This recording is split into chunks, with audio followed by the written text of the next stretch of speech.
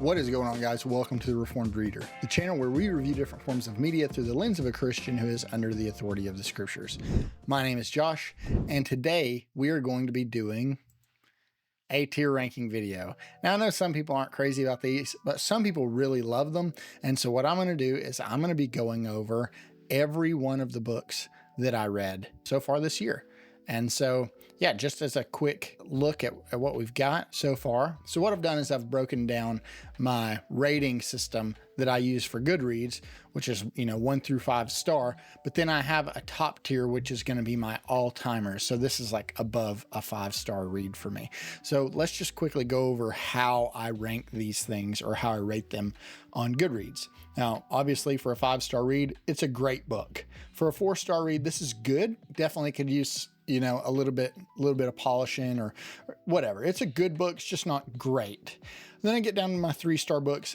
I will rate a book 3 stars if it's just kind of meh. If I'm like, it's fun. I don't really care so much about it. I mean, I kind of could have went without it and wouldn't have really noticed. That's sort of my 3-star rating. My 2-star rating, I put nah. So that's like, no, I'd rather not have read it. These are very few and far between. And then I have my 1-star, which is DNFs. Now, before some of you absolutely crucify me in the comments where you're like, well, you shouldn't 1-star review a book that you DNF'd. I get it. I understand. And if Goodreads fixed the rating system and can put a section for DNFs, that's what I would prefer, but they don't. So if I DNF a book, I put it as a 1-star, but I do always qualify in my review, if you follow me on Goodreads, why I DNF a book. So yeah, these are my 6 categories. I've got 1 through 5-star, and I've got my all-timer list up here. So let's just go through all the books that I've read so far this year. So I plan to do another video like this at the end of the year, and we'll see where all of my rankings fall. Now, I am going to be looking at my mobile device a little bit just to double check and make sure that I'm not saying something wrong as far as like, I want to rate them, show you what I rated them on Goodreads on here, and maybe just discuss quickly why. So I'm going to start with the first book that I read in 2025, which is going to be The Remaining.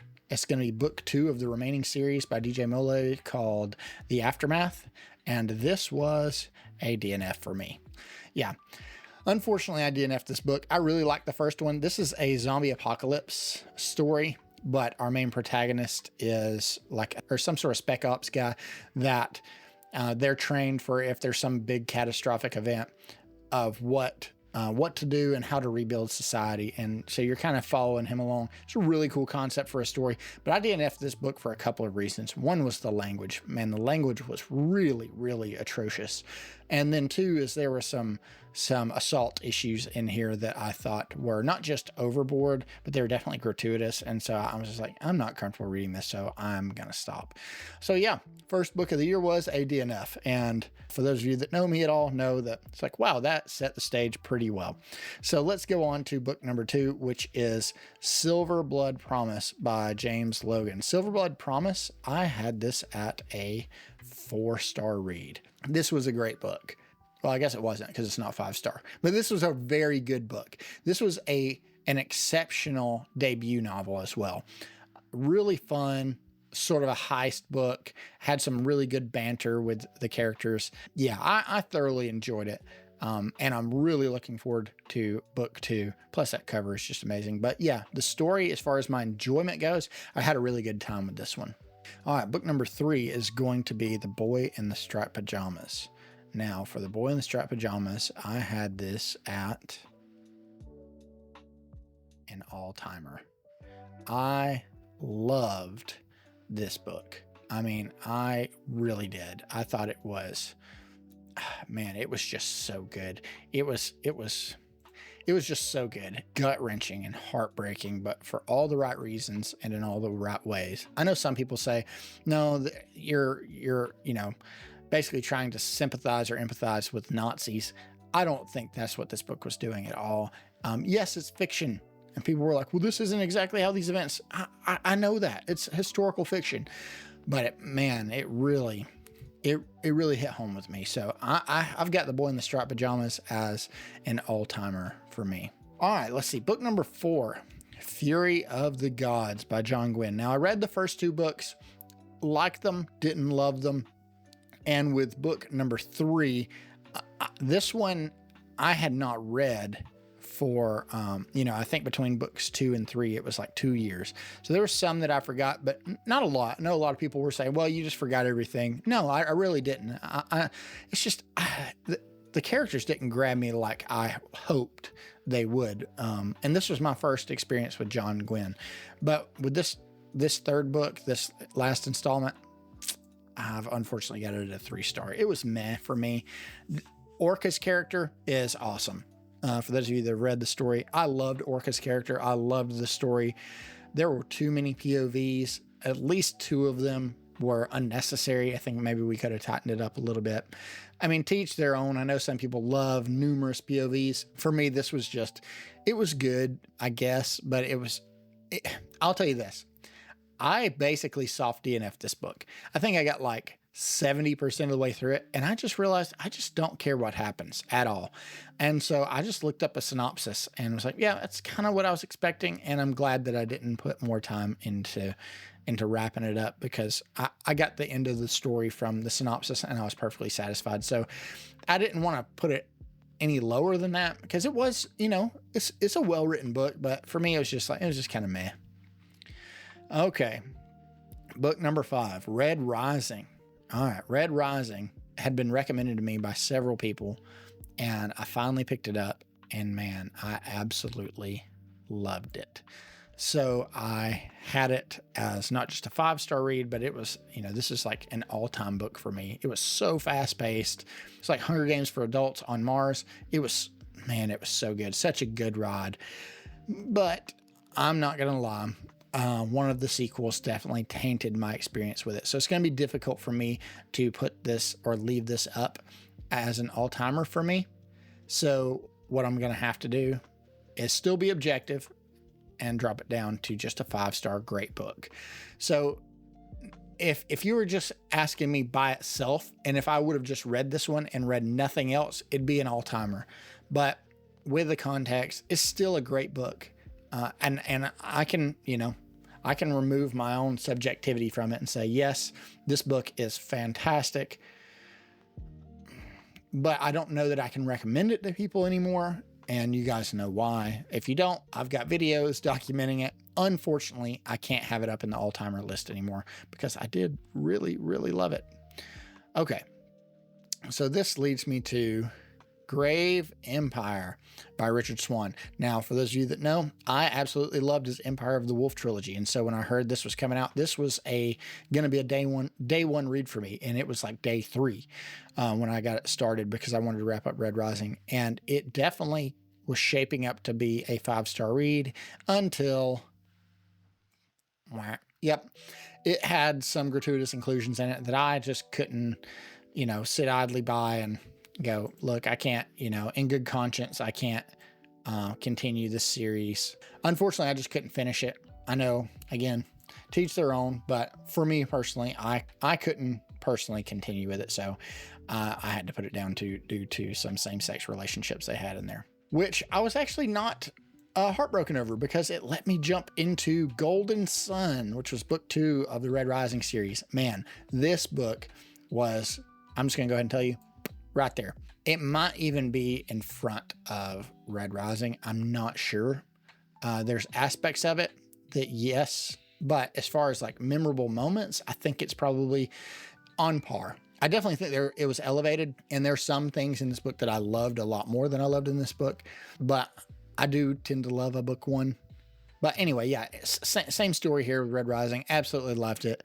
Was really disappointed when I could not continue. But so it's a 5-star book, and I'm not going to change my review on Goodreads just because I had a bad experience with other books. So I am judging it based on my experience with it by itself. So yeah, it was an excellent book. It's definitely a 5-star read, but unfortunately couldn't continue. Okay, so this leads me into Monster Hunter International. Now, I listened to this on audiobook. In this book, I'm going to go ahead and tell you it was probably right here. May even be, I'm going to say it's in front of it's in front of Silver Blood Promise, because this book was a lot of fun. I love the Dresden Files. It's very Dresden Files-esque. It has the same kind of feel, but it's regular people. It's a group of people that go and hunt monsters. It's like if you took Harry Dresden and the X-Files and kind of put them into one book. That's what you got here. It was just a ton of fun. So we really enjoyed it. There's definitely room for improvement, but for a book 1 being 4 stars, I thoroughly enjoyed it. Also, the audiobook was great. Okay, so this brings me to Morning Star by Pierce Brown, and it's going right there. And it will stay most likely at the bottom of my ranking system because of the level of disappointment that I experienced with this book. It broke my heart. I didn't read a book for almost a month because of this book. It was shaping up to be one of my favorite series of all time. And then it just kept on with these same-sex relationships. And fortunately, I did put it down. I say fortunately because I've heard that it gets progressively worse with those kinds of things. And so, yeah, it's going to be, spoiler alert, it's probably going to be my most disappointing read of the year. Okay, so now this leads me into By Blood, by Salt by J.L. Odom. Now, I read this as a buddy read with some Christian brothers of mine, and my experience with Morning Star really tainted this book because I was trying to finish it by a certain date. And Morning Star really took me out of the mood to read anything, obviously, for a while, like I mentioned. And so this just kind of ruined my enjoyment of this book. And so if I'm being extremely transparent with you guys, I technically soft DNF'd this book because I just never, I got like 60 or 70% of the way through it. And I just never picked it back up. I didn't find myself wanting to go back to it. Not because the story was bad. I thought the story was good. I thought it was intriguing. It's this military fantasy and Middle Eastern type setting. It's really intriguing.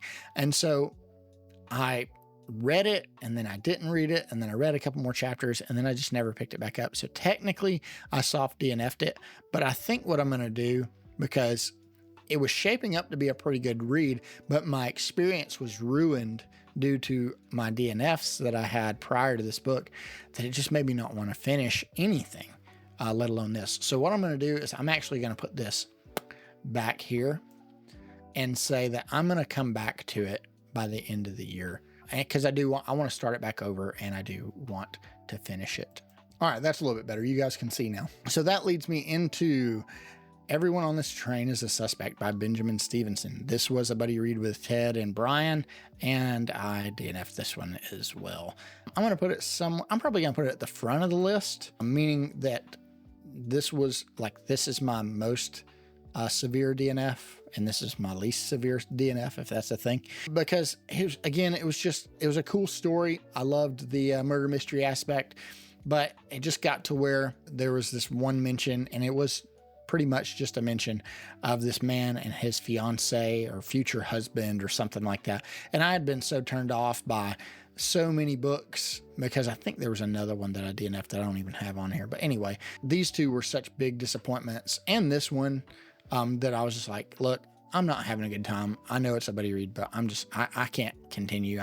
The rest of the story is going to be ruined just because I can't get this off of my mind due to these other books. So yeah, I did DNF that one, unfortunately, because I could see the story could be pretty good. Okay, so then this led me into Darth Maul Shadow Hunter, and this is by Michael Reeves. I gave this one a solid 4 stars, and I'm going to put it up here. And the reason I'm going to put it up here is because this book reignited my love for Star Wars. Again, I think for pretty much every one of these books that I've read so far, I've done a review of on the channel. And so if you're wondering my thoughts on any of these, yeah, just go check that out, and you should be able to see all of my thoughts and details on each one of these. But this really reignited that love for Star Wars. It felt like Star Wars. And I loved getting to revisit Darth Maul, and he was just a bad guy. We didn't have to empathize with the bad guy. He didn't have to be morally gray. He was bad, and he was hunting down the good guy. So really cool story. Was it the greatest Star Wars story I've ever been told? No. Would have made it for a really cool couple of episodes of a series. Maybe not a full show or a full series or a movie, but probably would have been, there's some really cool scenes in here and some insight into Darth Maul's character. So yeah, it was a good book. Not the best Star Wars book I've read, but it did really make me fall in love with Star Wars again. And then I jumped into Guard in the Garden by Z.S. Diamani. This one, I'm telling you, I did the video of you can't always judge a book by its cover, or judging books by their covers. And I picked this book up because of the cover. And frankly, even his other fantasy series, I've got it behind me because the covers are so great and colorful and vibrant that I saw this and it kept saying cozy fantasy. I'd never read a cozy fantasy. And so I picked this up and it was exactly what I needed. This book, especially talking about recovery and those kind of things, it really is exactly what I needed after all these DNFs. So I'm going to put it at a 5-star read, but I actually think I'm going to put it as an all-timer. And the reason is because this book is going to stay with me. It really is. It was so much fun to read. It was nice to get to be part of a wholesome story, and I really cared about the characters. It wasn't extremely long, but it was long enough. And yeah, I mean, this book it really spoke to me. I really loved this book. And so I plan to support all of Zach's future projects, and I'm looking forward to Wagons and Wyverns when it comes out. And that'll probably be a day one read for me. So yeah, I'm going to put this as an all-timer. I don't know that I would have it jump in front of The Boy in the Striped Pajamas because of the emotional impact that this book had, but it was great that this book helped me get over my reading slump. Okay, and on to the next one, which is going to be Monster Hunter Vendetta. This is book 2 in the Monster Hunter International series, and it was a very good book. It was another good, fun listen. I'm going to put it right in front of MHI, the first one, because it just took a step up from everything about book 1. We didn't have to dive into a ton of character development or having to explain how all this stuff worked, because we got all that in book 1. And so with book 2, you just get this really cool, fast-paced plot, this, into the world kind of plot with these monsters going after mankind. Really fun. There were some parts where I like literally laughed out loud and was chuckling reading this book. It was so great. And the end scene with the choppers, man, it was so much fun. So yeah, it was a really good book, and I really need to get into book 3 soon. But I've just got so many other books that have jumped the list that's caused me to put it on the back burner for now. But man, what a great fun series. And so after this, I picked up Orphan X by Greg Hurwitz. This was one of those books where I was like, I need something out of my wheelhouse. And I kept hearing about this book, and it's sort of like Jason Bourne meets Batman, because, Jason Bourne's running from people and Batman is seeking out vengeance. So imagine Jason Bourne with Batman's budget. And his life goal is to go and help those that are actually in need of help, that are in dire situations. And so, yeah, this book was really good. I had a lot of fun with it. It wasn't very, very long. It was fast paced. And so I'm going to put this one. It's a 4-star read for sure, but, I think I'm going to move this right here. I had a lot of fun with this one. It's really good. Also, you could read it as a standalone and be satisfied. And then immediately after, I picked up By a Bullet, which is a novella in the Orphan X series. And I had this also as a 4-star. It's only like 70 pages. So I'm going to put it back here. It was fun. It was a little more violent and brutal. Greg Hurwitz kind of towed the line with some of the content here. Like he kind of towed up to the line, and thankfully he didn't, in my opinion, didn't dive too far overboard with it. And so great story, very short story of him getting ready to jump into book 2, which is exactly what I did after I read that. And this book was also a DNF, and I'm going to put this, I'm probably going to put this right here in front of Morningstar. Again, there was a homosexual relationship here. What happened was I got everything I loved about book 1. Then I got elements of the novella, which is 1.5. And those elements were just like kind of pushing the limits some. And then our bad guy there's a scene at the end of the chapter where they're trying to get you to empathize with our villain, and it talks about some pretty graphic homosexual, sexually explicit stuff. And I was just like, oh. So I immediately, I was like, nope, can't do that. So I had to put it down. So then I jumped into, I'm like, I need something else quick like that. So what about some Blake Crouch? So I picked up Pines by Blake Crouch. This is book 1 in the Wayward Pines series. And I really enjoyed this. I had it at a 4. I've got it at a 4-star read. It was great. It was that sci-fi mystery thriller with some horror elements, that sense of dread. Man, really, really, really good book. And so I'm going to put this one probably in front of Darth Maul. And the reason is because how memorable the story is to me. This one will stick with me for a little bit longer. I had a lot of fun with it. Also, you could read book 1 and be satisfied. So, and I wish I would have, but yeah, really good story, really creepy, excellently executed. So, and a really cool twist. Really enjoyed this book, which led me to jump straight into Wayward, which I DNF'd. And I'm going to put this, I'm going to put it right here because I did DNF it because there was some graphic sex stuff here. There wasn't any same-sex stuff, but there was a graphic sex scene here that, in my opinion, was completely gratuitous. It was just for the shock value, or maybe, I mean, Blake Crouch tends to have some sexual stuff in all of his books that I've read. So just fair warning for any of you, because I've mentioned Dark Matter and Recursion both, and they both have some sexually explicit stuff in them, but nothing as vulgar or explicit as what was in Wayward. Yeah, I was like, man, my conscience is just like, I can't in good conscience recommend this to you guys. And so, should I even be reading it? Because that's not always the case. There's some books that I've read where I'm like, I'm not even going to talk about this on the channel because I can't recommend it to people, but I enjoyed it and didn't have a problem with it. This wasn't one of those. This is one of those where I feel like, if my son pulled this off the shelf when he was an adult and read this, would he be ashamed of me? And I think so. So I was like, it's time to put it down. Also, read a synopsis and am glad that I stopped. Book 1 is really good. So if you guys are interested, I think you can read book 1 and have a really good time with it. And then if you have to continue with the story, I would say read a synopsis of books 2 and 3. You'll be left kind of unsatisfied, in my opinion. I would have been. So I'm glad that I stopped because I was like, really? That's how it ends? But that's fine, I guess. But I'm glad I didn't invest a bunch of my personal hours of free time into this series after that. So then I read Kenobi with Matt Pittman over at Go Read Books. We did a buddy read with this. I listened to this one on Audible and really, really liked it. The audiobook is excellent. It's got sound effects and all that kind of stuff. So really enjoyed this book. Like I was saying, the audiobook has sound effects and some music and stuff. So to me, audio was a really cool way of getting to experience this story.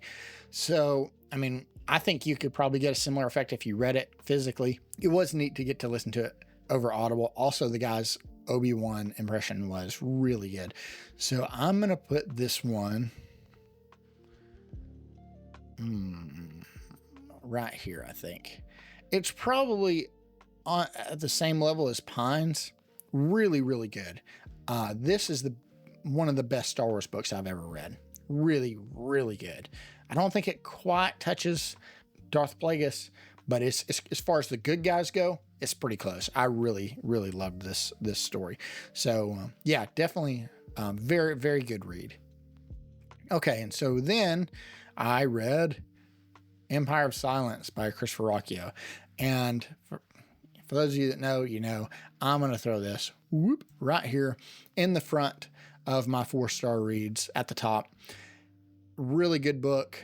Really wrestled with it. Really had a hard time with it, but did really enjoy it once I got past the some of the content. Once I learned the context of the story and it made these things fall into place, I did really enjoy it. Really good book. Had some flaws, and had heard from several of my friends that, hey man, the issues that you're having with the book, I think you could push through and it'll be worth it to you. And so eventually, I listened to their counsel and and picked it back up, finished it, and had a good time with it. So good call, guys.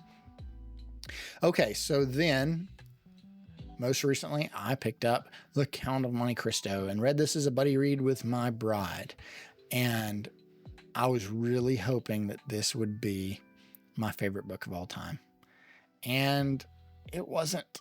It just wasn't. Definitely a 5-star read, but I'm going to put it as an all-timer. Now, if you've watched the review that I did with my wife, I talked a lot about the things that I didn't like about the book, predominantly the length. But that doesn't mean this isn't an all-time favorite story. The story is so good. I just think it can be trimmed down.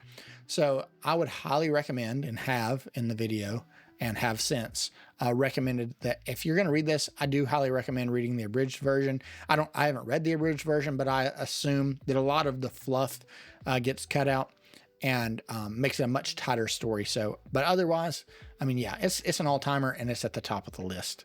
It's so good. Well worth the time that you invest in it, even though, yeah, it is bloated, but even with the bloat, which I probably should have said more in my review, even with the bloat, it is one of the best books ever written, because even with the excess stuff, it does help build character and build your relationship with Edmond Dantes, which very well could be my favorite character of all time.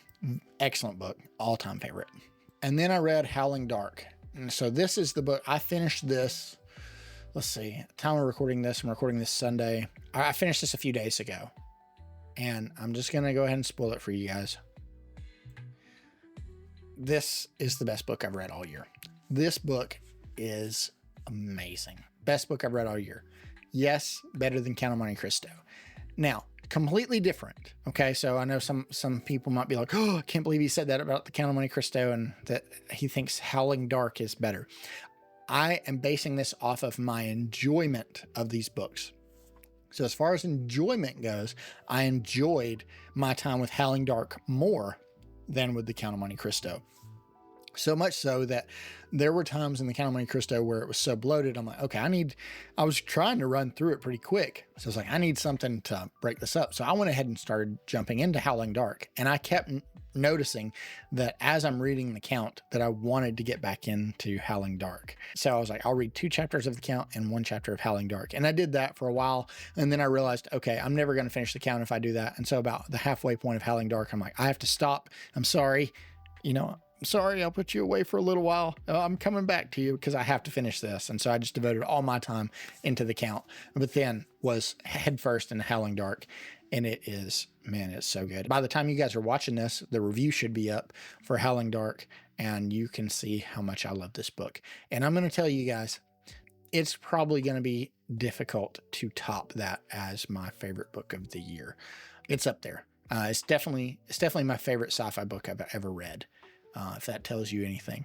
I haven't read a ton of sci-fi, but it's the best one so far. And I plan on jumping into Demon in White soon.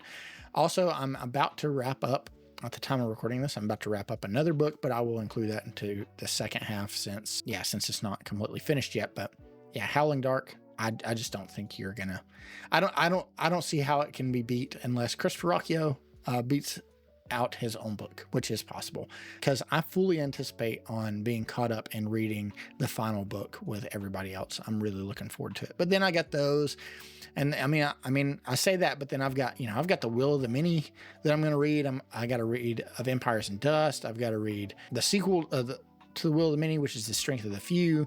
I've got some more ZSD Amani books coming. I can't even tell you. I've got tons of books on the list. Ben-Hur, I'm wanting to read. Maybe Lonesome Dove, I'd like to read by the end of the year. Just numerous of these like all-timer books. On top of that, I wanted to start Wheel of Time and Faithful and the Fallen, and I think I definitely bit off more than I can chew. But we'll just see how it goes. So for the time being, yeah, this is what my list for the year looks like, and I hope that I'm able to move By Blood, by Salt somewhere up here. And obviously I will let you guys know when I get it when I get that one finished. So guys, that's the tier ranking of all the books that I've read so far this year. We're at the halfway point, just a touch over. And I hope to do a final tier ranking at the end of the year and let you guys know where I stand.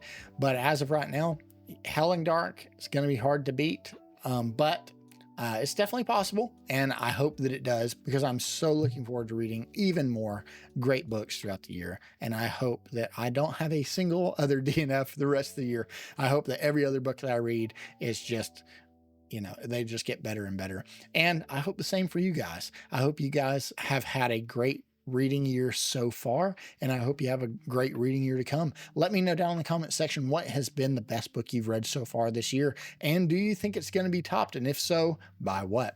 So again, thank you guys so much for coming and hanging out with me. I appreciate each and every one of you, and I'll see you on the next one.